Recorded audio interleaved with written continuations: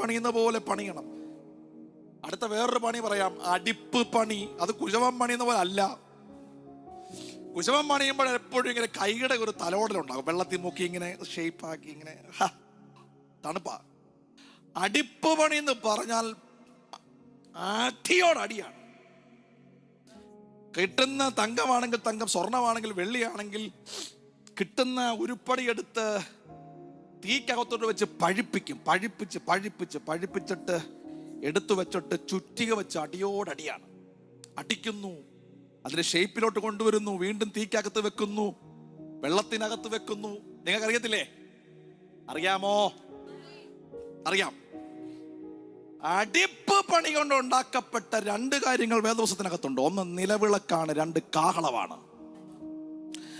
10,000 ലക്ഷക്കണക്കിന് മൺപാത്രം അവിടെ ഇരിക്കെ സമാഗമന കൂടാരത്തിൽ ഒറ്റ നിലവിളക്കേ ഉള്ളൂ. അത് അടിപ്പ് പണിയിൽ വന്ന നിലവിളക്കാണ്. ദൂത് മനസ്സിലാകുന്നുണ്ടോ?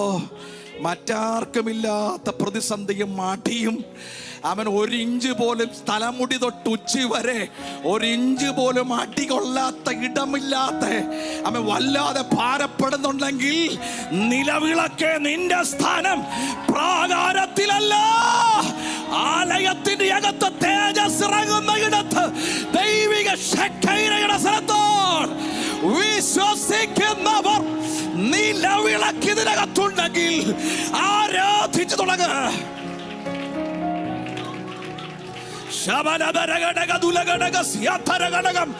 സൗഖ്യമില്ലേ? ഭാരപ്പെടരുത്. വിടുതലില്ലേ? ഭാരപ്പെടരുത്. നീ നിലവിളക്ക് പോലെ.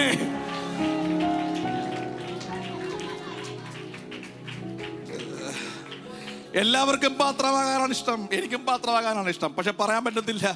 ഇതിനകത്തിരിക്കുന്ന ചില പാത്രങ്ങളെ അടിപ്പ് പണിയിലൂടെ കടത്തിവിടാനും എൻ്റെ അപ്പന് പദ്ധതി ഉണ്ടെന്ന്. അടിപ്പ് പണിയിൽ പുറത്തു വന്ന നിലവിളക്കെ 10,000 പാത്രത്തിന്റെ അടയിലല്ല നിന്റെ സ്ഥാനം. തേജസ് ഇറങ്ങുന്ന ആലയത്തിന്റെ അകത്താണ്.